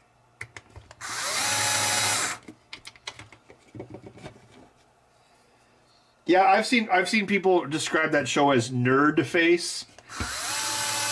I don't know. I've never watched it. Why would I want? I live that nerdy life. Why would I need to watch a show about it? I'm sure it's a perfectly fine show. Cheap hover parts, yeah.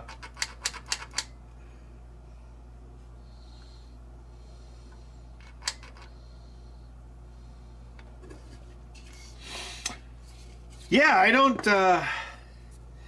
There's a place in England that's ordered a bunch of these, and because they deal with disabilities. But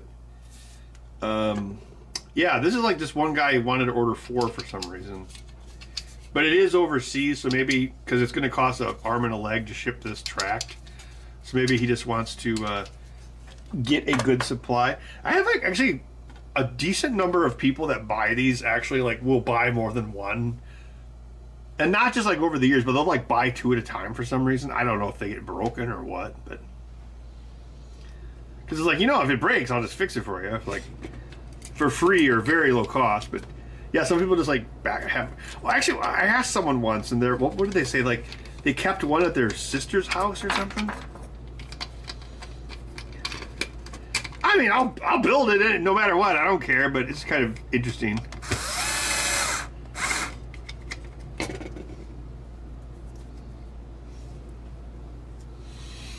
Yeah, flying cars would be a mess.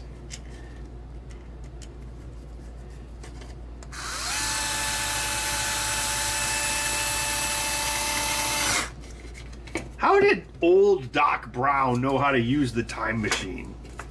Like, think about that. Like, I mean, they imply he's not as stupid in the future, but he's like, oh wait, no, because he overhears them saying it's a time machine. Because he's like, Doc Brown invented a time machine. Now I'm going to call him someone who claims to be a scientist.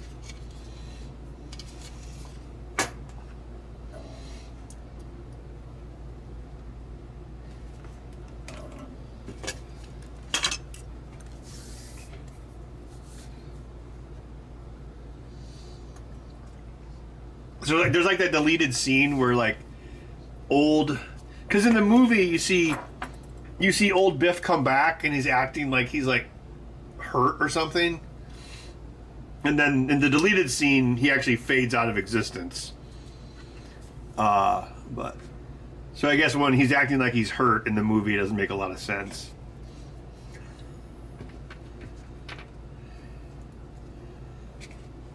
I wonder why they cut that part of him disappearing out. It's only like 5 seconds.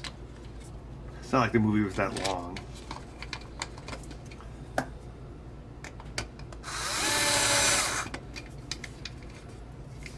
Wait a minute.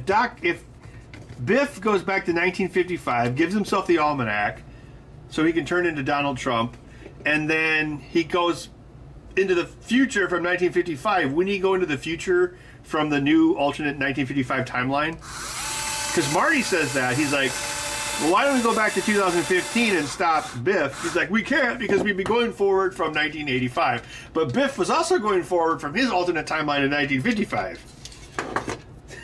It's just a movie. Still better than the time travel in Avengers Endgame.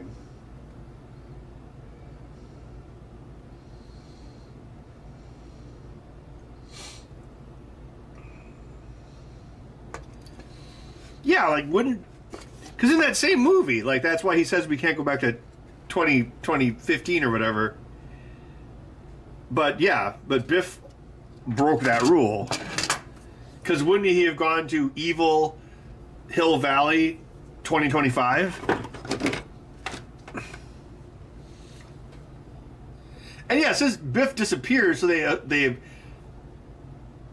saying the timeline changed, but nothing. So he changed, but nothing changed around him in 2025. Also, why doesn't Doc Brown just come back and say, Marty, you've got to be a better parent? There. Now you can fix Marty Jr. This is the same discussion they had at Big Bang Theory. Oh, okay.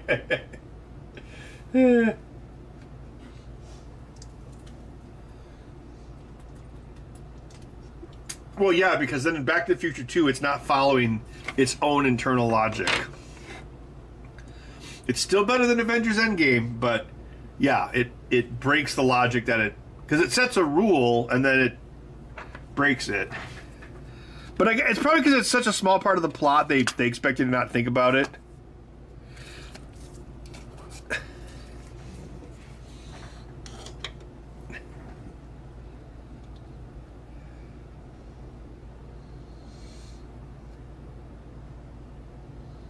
Like, my favorite type of time travel is like the Next Gen episode, Time's Arrow, the one where they find Data's head buried under San Francisco. Like, I like the time travel where everything already happened. That's like the simplest. Although you don't see it that often. Maybe, I think Primer might have been that. I don't know if Primer's kind of an obscure movie. I'm sure some of you have seen it.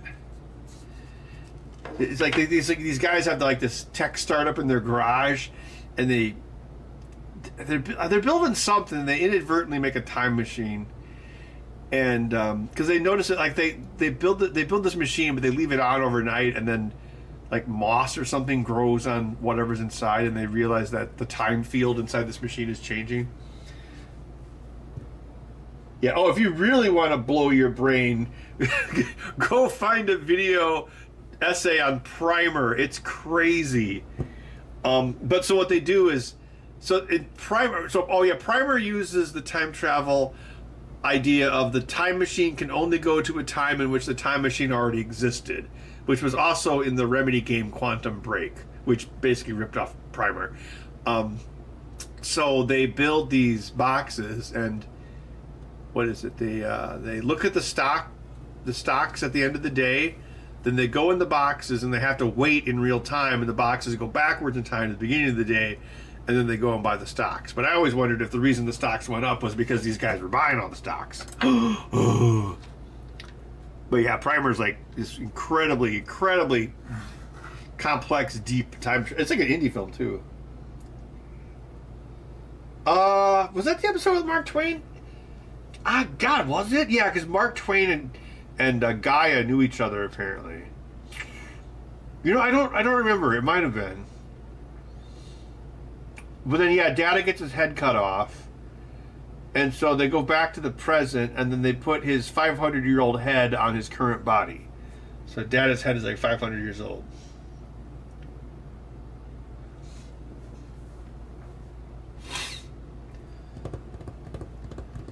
Yeah, actually, I remember Primer was the last movie I watched in my old apartment.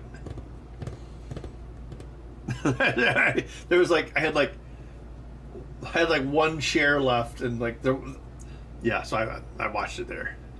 So that was like June of 2018.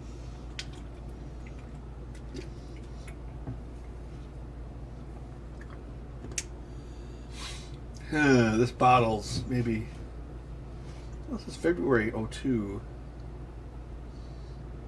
Oh no, my steps are flatlined. Dun dun dun dun. Dun dun dun dun.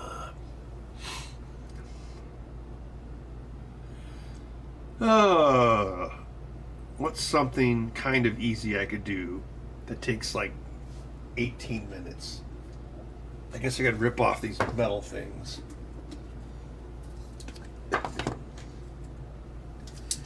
Yeah, doesn't Futurama usually implies that it already happened as well?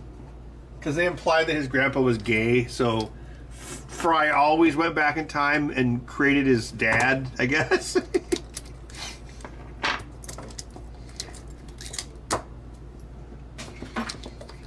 I wish, I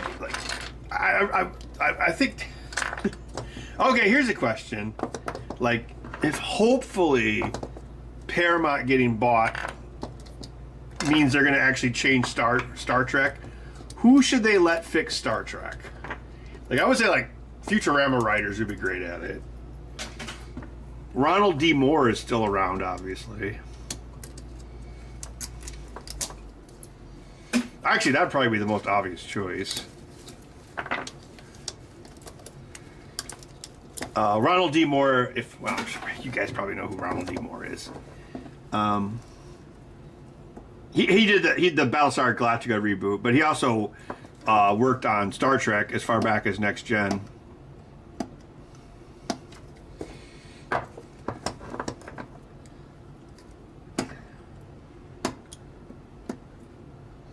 Brandon Braga? That sounds familiar. Yeah, I mean, Star Trek might be done, yeah. I think Star Wars, they need to let Matthew Vaughn needs to make a Star Wars movie. He did like the Kingsman movie and X-Men First Class. Like, watch Kingsman and think of it like, because Kingsman is basically a fairy tale.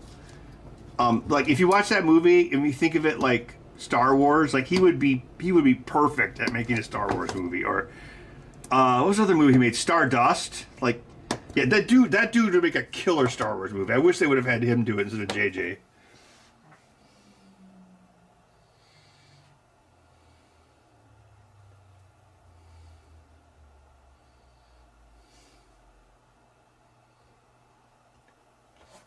Ronald D. Moore is doing God of War for Amazon? I didn't know that. Yeah, so is For All Mankind, is that done now? That was on Apple.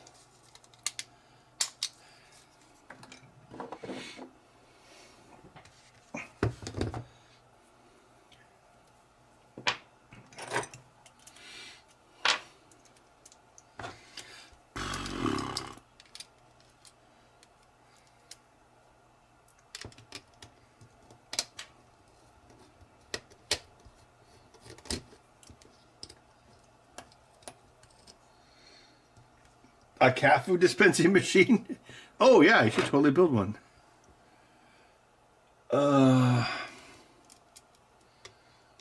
How much was it?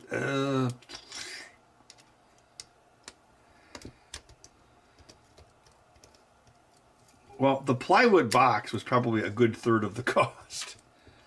I would say it was definitely. I would say it was definitely under $400. Probably like around $300. I didn't keep track, but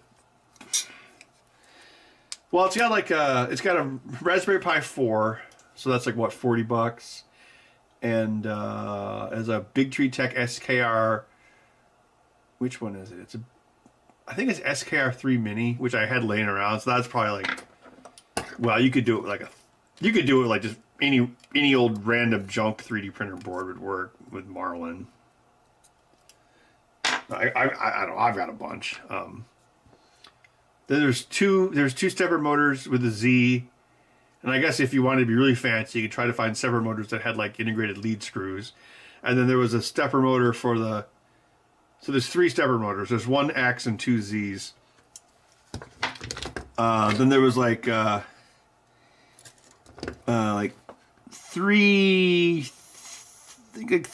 or 350 millimeter T8 threaded rod.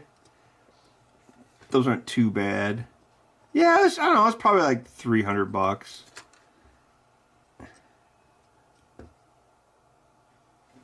And it actually uses NEMA 17 motors are strong enough to open it, which I was surprised at. I didn't expect that.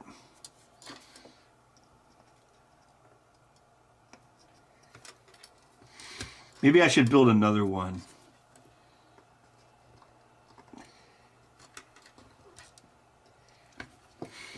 Yeah, that happened years ago. I'm like, oh, maybe I should build another Atari portable, and then, like hundreds and hundreds of units later.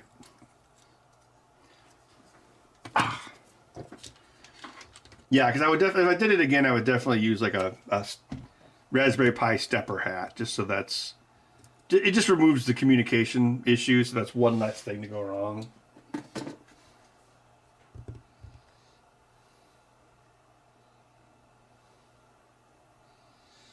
Oh, did you suggest Seth MacFarlane? Yeah, well, yeah, he had the Orville. Oh, I know, Red Letter Media. They should let that Mike Truskowski guy do it. He'd be like, I love Star Trek. Now I'm Star Trek. Star Trek to Star Trek. Actually, I think they are making another Star Trek movie, but they're having the guys who did the newer Dungeons and Dragons movie do it. That movie was pretty good, so maybe it'll work. Oh no, they had Chris Pine in it. Please, just make news. Don't no. I just wish they would make like something new. I don't know.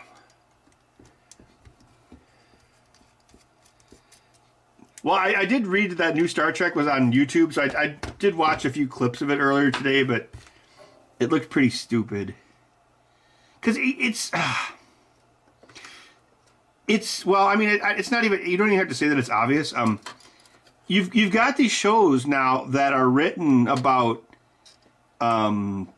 Basically, a space. How do I put this?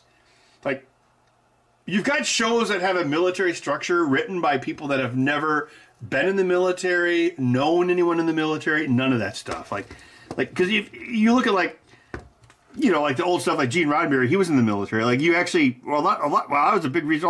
Like Rod Sterling was in the military. Tolkien was in the military. I mean, because Lord of the Rings is just a metaphor for World War I, and the ring is a metaphor for technology. Yeah, but now you don't have that. So you've got these people writing shows about the military, and it's completely BS because none of them, they don't have any idea how the military works. And if you want to go a step further with Star Trek, like you've got like card-carrying modern socialists, and they can't write a show about space socialists. It's like, here's your socialist utopia, then they make everything dark and evil and brooding and crime and murder. It's like, you do realize Star Trek is a socialist utopia, right? Like, so... You know what it probably is? It's probably like a capitalist could write a socialist utopia better than a socialist could. Would you ask Joseph Stalin to write a socialist utopia movie?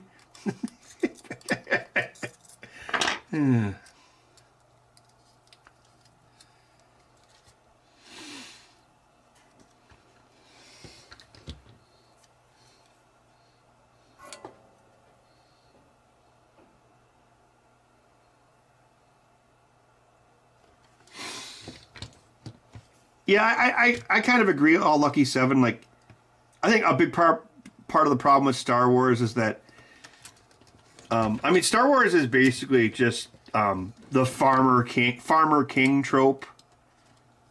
The farmer who became king. It's another ancient trope.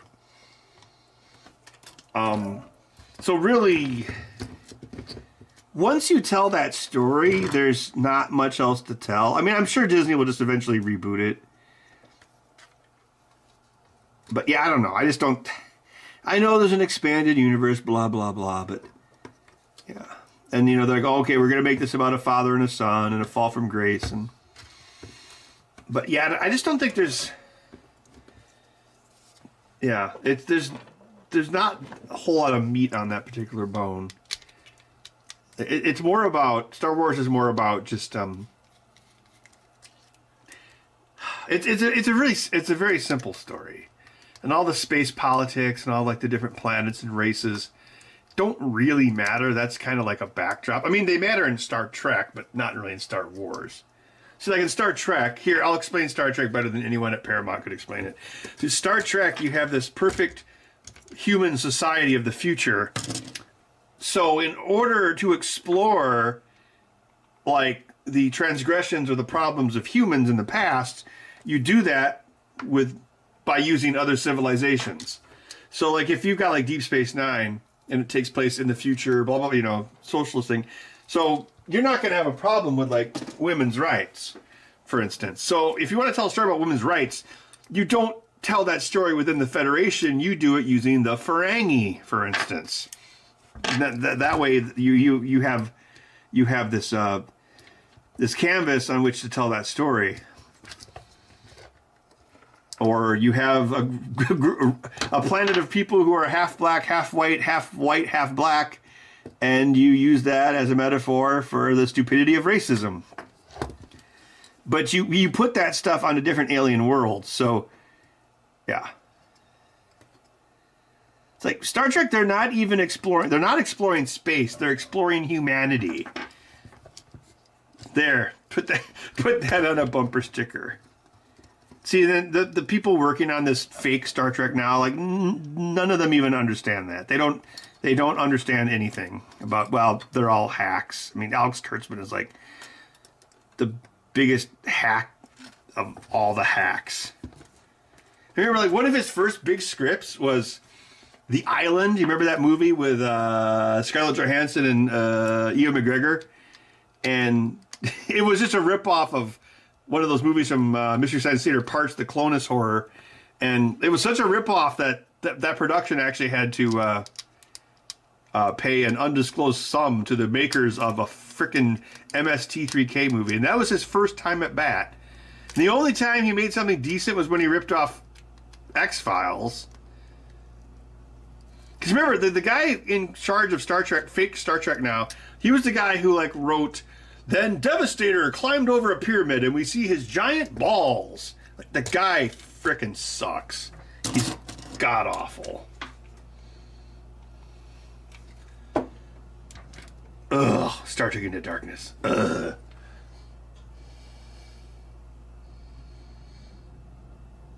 Oh, I'm sure. Yeah, everyone's seen that. Haven't they all seen that Star Trek movie? They find a race. They find this planet, of course, as usual. They find a planet, and it's the humanoids on it. Half of them, they're half white and half black, but it's like painted right down the middle. So, like, the people that have black on the left side of their face and white on the right side of their face are the oppressors, and the ones where it's flipped are the slaves or something. And it's and it's meant to, show the futility of race. So you do that, but like a modern writer would be like, well, what if we had some racism in the year 2700? Ugh.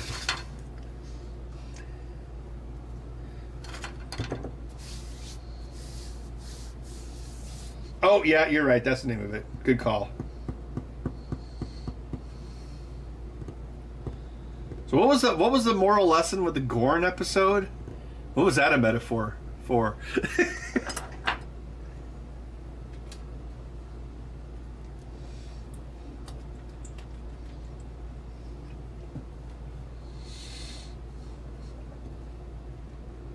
Yeah, it's one of the most famous episodes of TOS.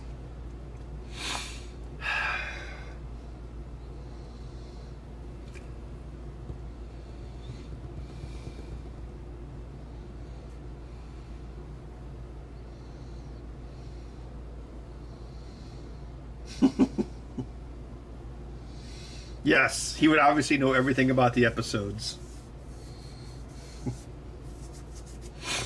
Oh,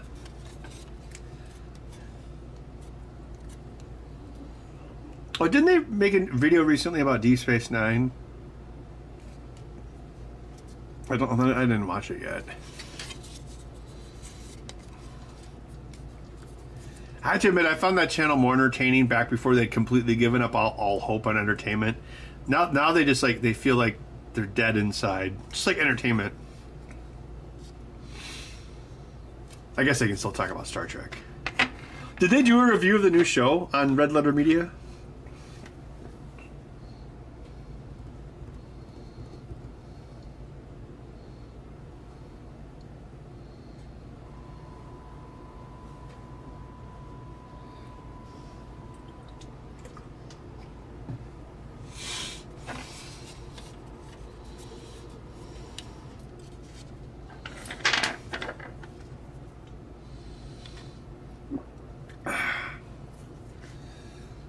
It's like, why did they bring back the emergency hologram guide? Oh, well, just because he's probably like, oh, can I be in the show? Oh, it's so stupid. It's like, oh, yeah. People that died 100 years ago are nostalgic for this particular hologram doctor. Ugh. So dumb.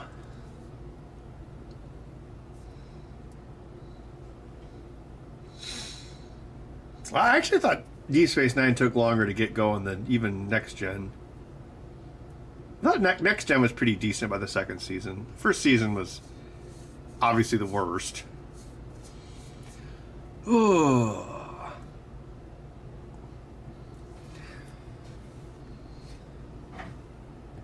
I'll be right back.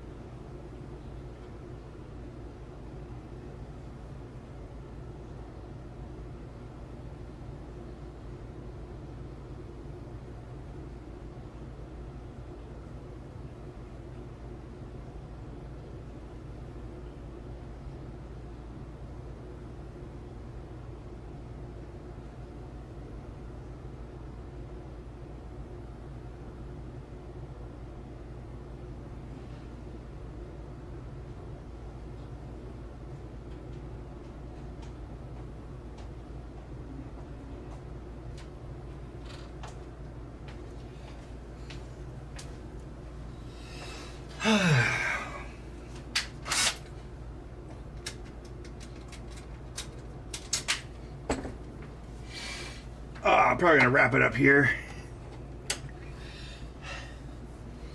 Man, the progress feels slow when you do everything at once, but got all the base mechanical stuff done. I think I should make a new version of this D-pad. It just feels like I can make it faster. Yeah. Faster to build. Maybe if I could speed up the time, then I could actually lower the price. It'd be anti-inflation.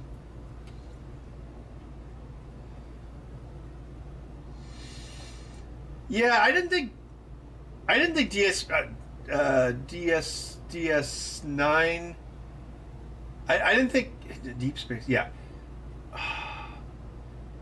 Yeah, the first I thought Deep Space Nine took longer to get good than TNG. It was kind of a slog. I think it took me a while to get through the first 2 seasons of Deep Space Nine. The season 3 gets really good. I think part of the problem is like Cisco kind of doesn't really do anything.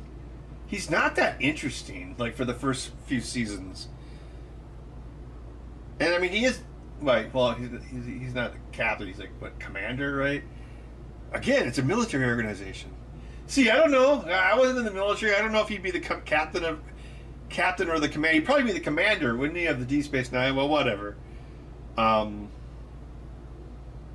But yeah, he got more interesting in the later seasons, or by season 3, yeah. And then at the end too, like there's a lot of like that religious stuff at the end. That was kind of dumb.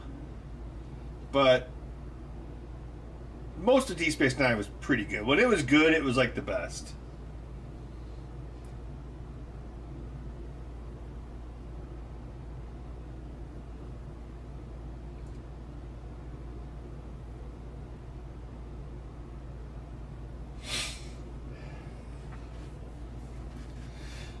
Yeah, like the middle seasons of Deep Space Nine are pretty good. Like, but for me, yeah, it was like season 3 before I really got hooked. Which is kind of weird. Like I'd always heard that it was like way better, and I'd always heard that TNG was rough to start, and Deep Space Nine was the best. But Deep Space Nine started slow for me too.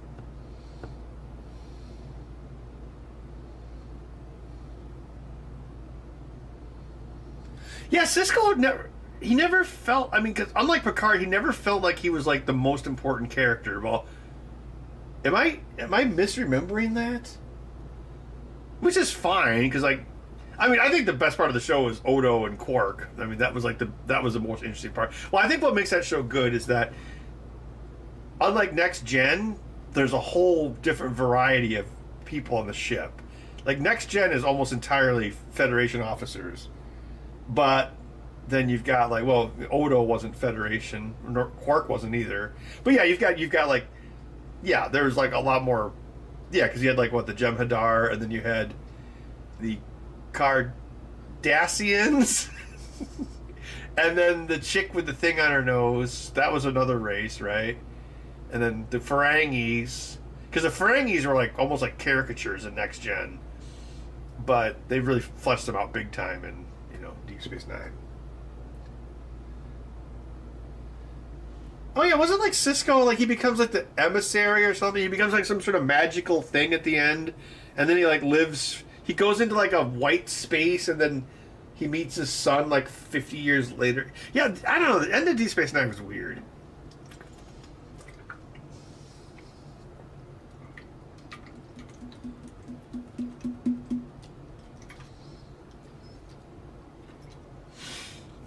All right, I'm going to call it a night, but thanks for stopping by, and I guess we'll see you next Monday, because I got a lot to do still. Later.